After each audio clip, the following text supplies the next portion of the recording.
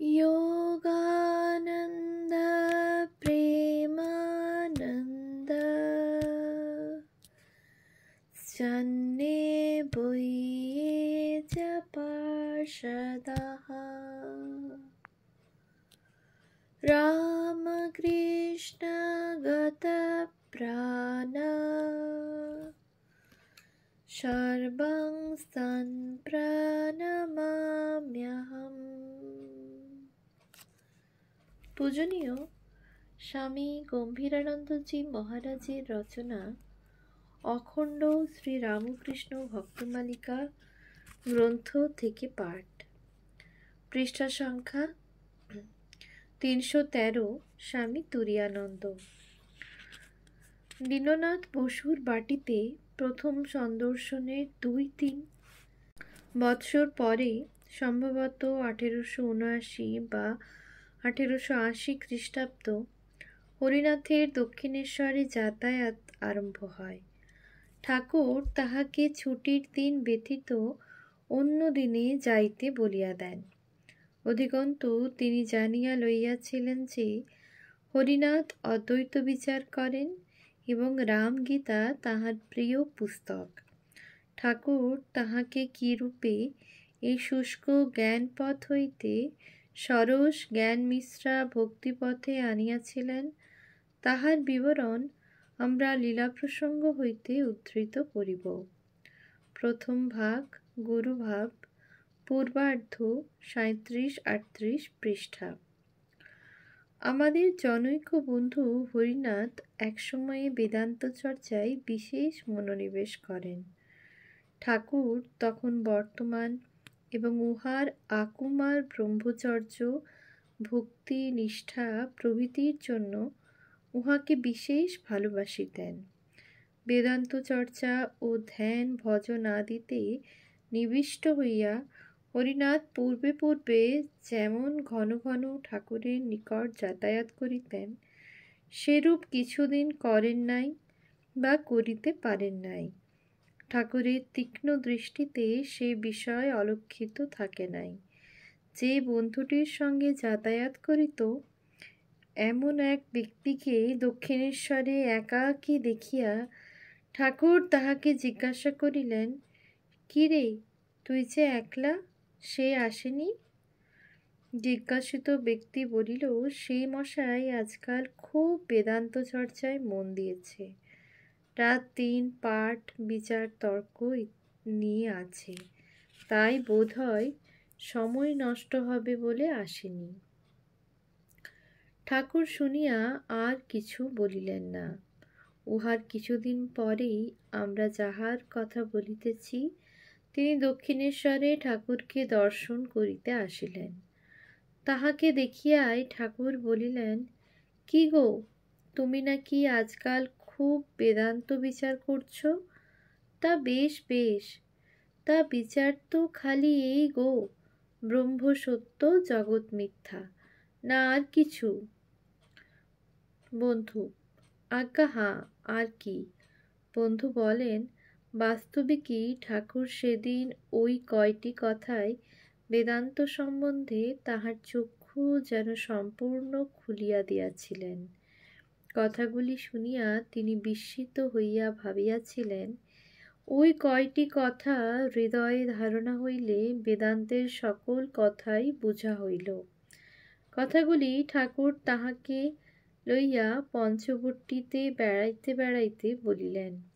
ইতঃপূর্বে তাহার হরিনাথের ধারণা ছিল, উপনিষদ, পঞ্চদশী ইত্যাদি নানা জটিল গ্রন্থ না পড়িলে, সাংখ্য ন্যায়াদি দর্শনে ব্যুৎপত্তি না হইলে বেদান্ত কখনো বুঝা যাইবে না এবং মুক্তিলাভ সুদূর পরাহত থাকিবে। ঠাকুরের সেদিনকার কথাতেই বুঝিলেন, বেদান্তের যত কিছু বিচার সব ওই ধারণাটি হৃদয়ে দৃঢ় করিবার জন্য। ঠাকুরের নিকট সেদিন তিনি বিদায় গ্রহণ করিলেন এবং তখন হইতে গ্রন্থ পাঠ আদি অপেক্ষা সাধন ভজনেই অধিক মনোনিবেশ করিবেন, এইরূপ নানা কথা ভাবিতে ভাবিতে কলকাতার দিকে ফিরিলেন। এইরূপে তিনি সাধন সহায়ে ঈশ্বরকে প্রত্যক্ষ করিবার সংকল্প মনে স্থির ধারণা করিয়া তদবধি তদনুরূপ কার্যেই বিশেষভাবে মনোনিবেশ করিলেন। পূর্বোক্ত ঘটনার কিছুকাল পরে ঠাকুর একদিন বাগবাজারে বলরাম বসুর পার্টিতে শুভাগমন করিয়াছেন। বাগবাজার অঞ্চলের ভক্তগণ সংবাদ পাইয়া অনেকে উপস্থিত হইলেন। আমাদের পূর্বোক্ত বন্ধুর আবাস অতি নিকটেই ছিল। ঠাকুর তাহার কথা জিজ্ঞাসা করায় পাড়ার পরিচিত জনৈক প্রতিবেশী যুবক যাইয়া তৎক্ষণাৎ তাহাকে ডাকিয়া লইয়া আসিলেন। বলরামবাবুর পার্টির দ্বিতলের প্রশস্ত বৈঠকখানায় প্রবেশ করিয়াই বন্ধু ভক্তমণ্ডলী পরিবৃত ঠাকুরকে দর্শন করিলেন এবং তাহাকে প্রণাম করিয়া নিকটেই এক পার্শ্বে উপবিষ্ট হইলেন। ঠাকুরও তাহাকে সহাস্যে কুশল প্রশ্নমাত্র করিয়াই উপস্থিত প্রসঙ্গে কথাবার্তা কহিতে লাগিলেন।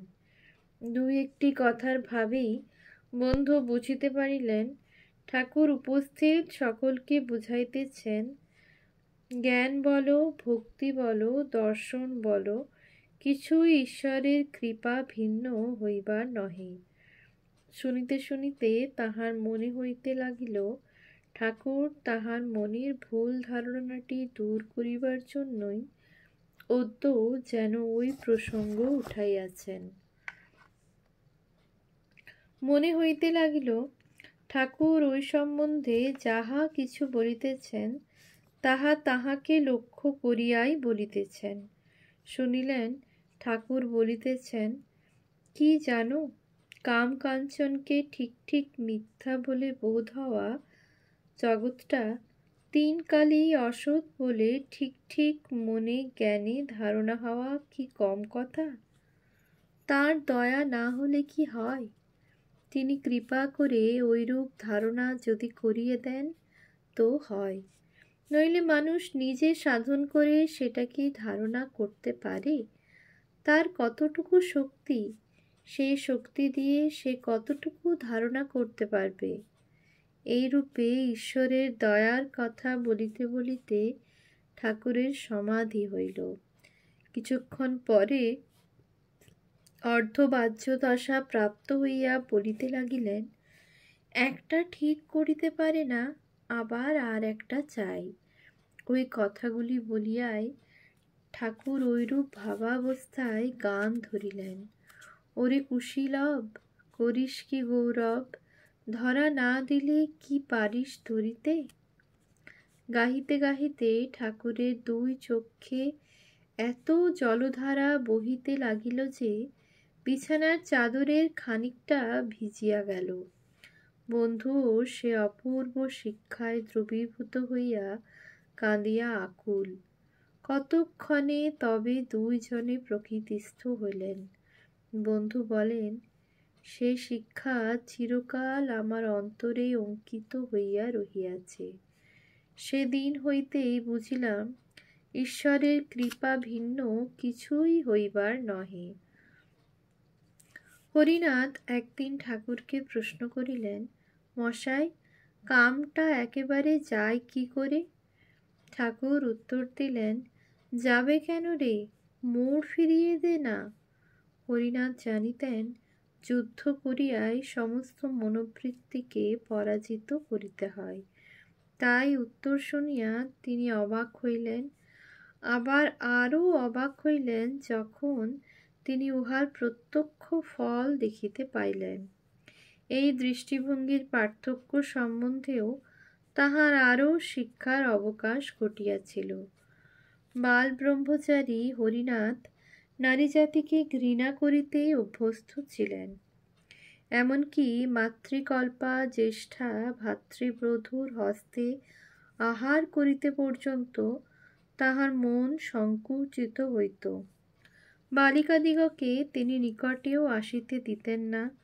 উক্ত বিষয়ে ঠাকুর একদিন উপদেশ দিতেছেন। এমন সময় হরিনাথ বলিলেন, উফ, আমি তাদের হাওয়া সহ্য করিতে পারি না। ঠাকুর অমনি তিরস্কার করিয়া বলিলেন, তুই বোকার মতো কথা বলছিস। নারী মূর্তিদের অবজ্ঞার চোখে দেখার কারণ কি? তারা জগন্মাতার মানবী মূর্তি। তাদের মায়ের মতো দেখবি ও শ্রদ্ধা করবি। তাদের প্রভাব হতে মুক্ত হবার এই হচ্ছে উপায়। তা না করে যতই তাদের অবজ্ঞা করবি, ততই তাদের ফাঁদে পড়বি। হরিনাথ একদিন ঠাকুরকে বলিলেন, মশাই, যখন আমি এখানে আসি তখন বেশ উদ্দীপনা পাই, কিন্তু কলকাতায় ফিরে গেলে সে উদ্দীপনা আর থাকে না কেন? ঠাকুর স্নেহসিক্ত স্বরে শিষ্যের মনে অগাধ বিশ্বাস জন্মাইয়া বলিলেন, তা কি করে হতে পারে? তুই হরিদাস, হরির দাস, তোর পক্ষে ঈশ্বর বিস্মৃতি অসম্ভব। হরিনাথ বাধা দিয়া বলিলেন, আমি তো তা বুঝতে পারি না। সদ্গুরুও তেমনি দৃঢ়স্বরে উত্তর দিলেন, কোনো বস্তু বা বিষয়ের সত্যতা কারুর জানা বা না জানার উপর নির্ভর করে না। তুই জানিস আর নাই জানিস, তুই হরির সেবক, হরির ভক্ত। হরিনাথ জানিতেন মুক্তি বা নির্বাণ লাভই জীবনের একমাত্র উদ্দেশ্য। এই বিষয়েও ঠাকুর একঘেয়ে ভাব সরাইয়া তাহার মনকে আরও উদার করিয়াছিলেন। ঠাকুর তাহাকে বলিয়াছিলেন, নির্বাণকে আদর্শ করেছিস কেন? নির্বাণ অপেক্ষাও উচ্চতর অবস্থা আছে এবং তা লাভ করা যায়। যারা নির্বাণ প্রার্থনা করে তারা হীন বুদ্ধি, ভয় তরাসে।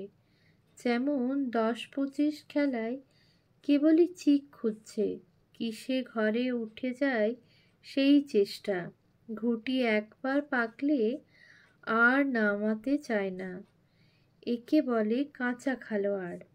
আর পাকা খেলোয়াড় মার পেলে পাকা ঘুঁটি কাঁচিয়ে দেয়। আবার তখনই কোচে 12 বলে পাশা ফেললেই আবার উঠে গেল।